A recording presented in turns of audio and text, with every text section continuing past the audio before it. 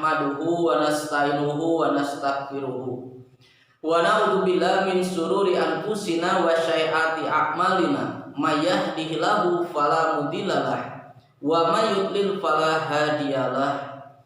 Asyhadu an la ilaha illallah wahdahu la syarikalah wa asyhadu anna Muhammadan abduhu wa rasuluhu alladzi la nabiyya ba'da amma ba'du.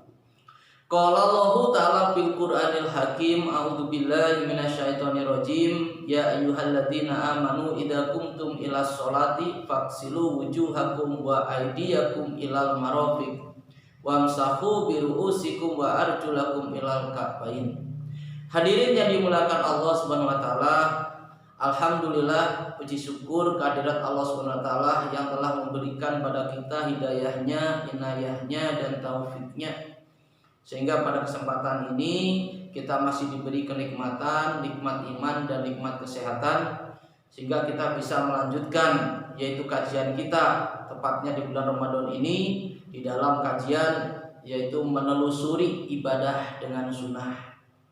Hadirin yang dimuliakan Allah Subhanahu wa taala, sebagaimana kita ketahui pada pembahasan yang kemarin kita masih mengkaji tentang surat Al-Maidah ayat yang ke-6. Di mana dalam surat Al-Maidah ayat yang ke-6 kemarin kita sebutkan di situ ada dua fi'il amr atau dua kata perintah, di mana dua kata perintah itu menunjukkan batasan yang dilakukan di dalam berwudu, yaitu faksilu dan wamsahu, yaitu mencuci dan mengusap. Jadi berwudu itu ada dua gerakan, gerakan yang pertama mencuci dan gerakan yang kedua adalah mengusap.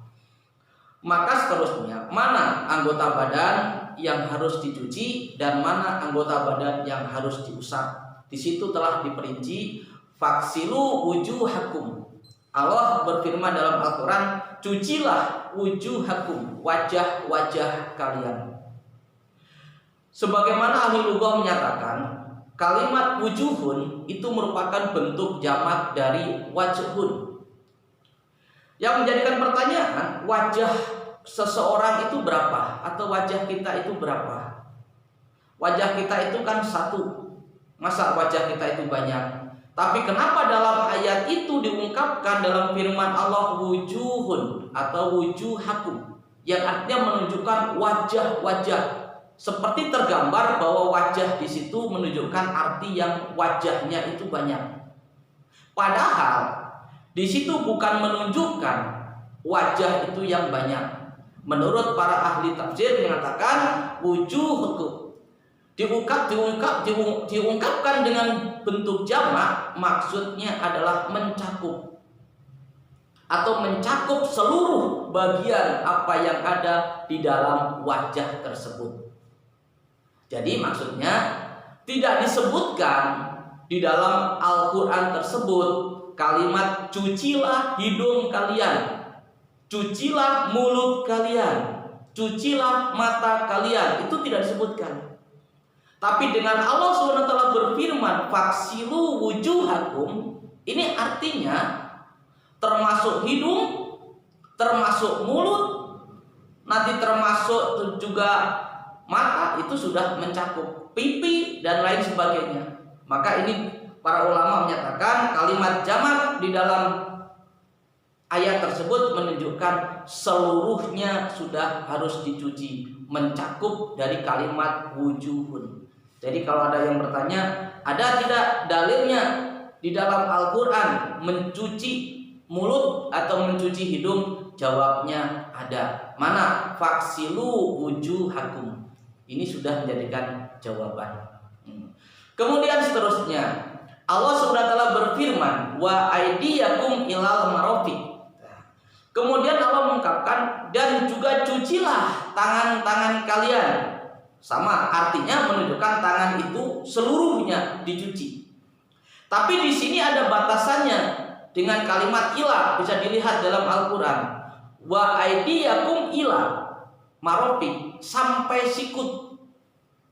Kalimat ila yang ada di dalam Al-Quran itu nanti bisa mempunyai makna dua.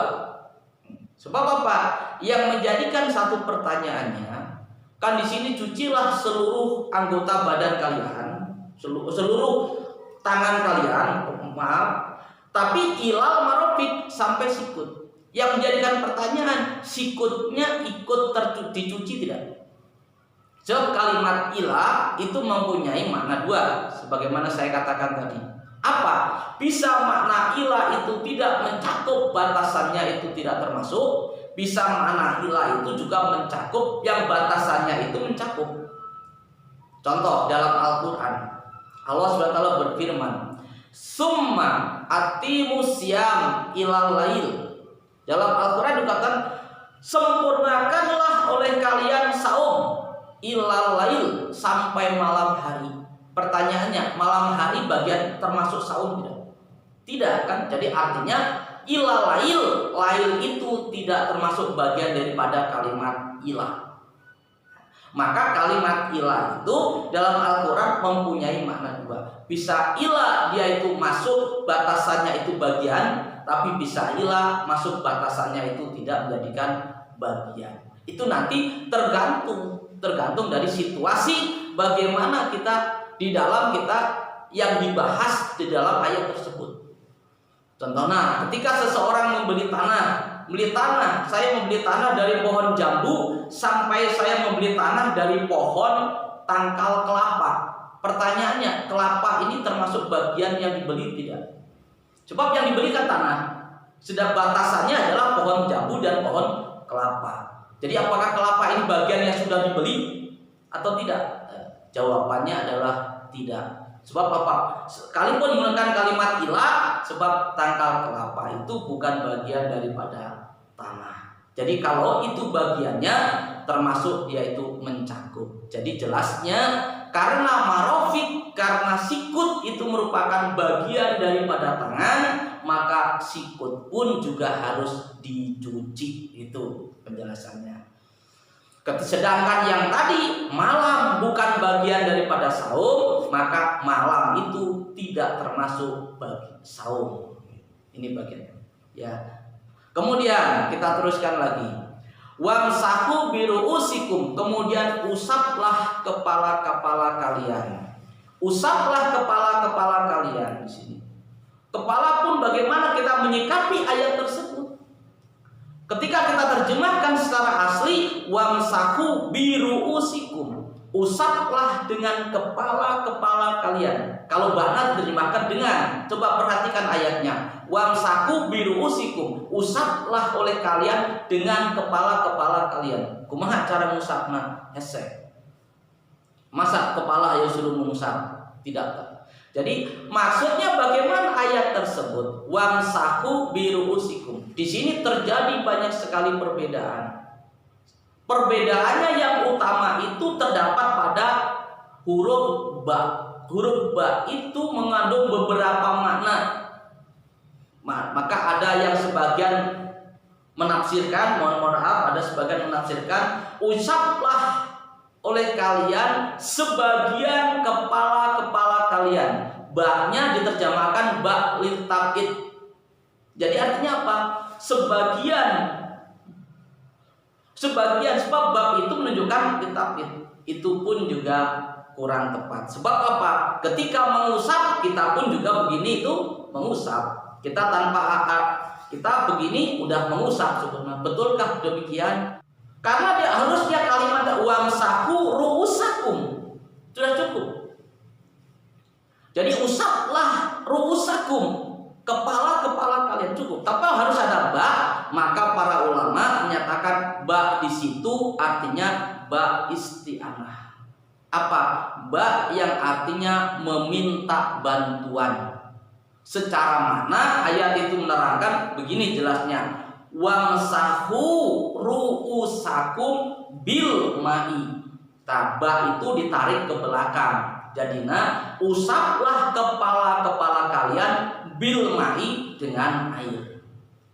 Nah, ba namanya ba lil isti'anah. Jadi ba itu tuh menunjukkan bukan hanya sekedar kita usaplah sebagian kepala-kepala kalian, pakai air tuh. Dipakai, kalau tidak pakai begini juga tidak pakai air mengusap.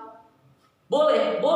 Ternyata tidak boleh. Mengusapnya harus membawa air. Maka dengan cara membawa air itulah maka diterangkan wamsaku ru'usakum bil ma'i, usaplah kepala-kepala kalian itu atau seluruh kepala kalian itu bil ma'i, dengan membawa air. Nah, cukup sekian ya, waktunya habis ya. Besok kita teruskan lagi, masih ada sedikit lagi kajian yang belum beres dalam ayat ini. Sebenarnya kalau saya tamatkan juga ayat ini nanti akan terlalu panjang. Tapi ini besok kita sambung saja untuk besok. Mudah-mudahan ada guna dan manfaatnya.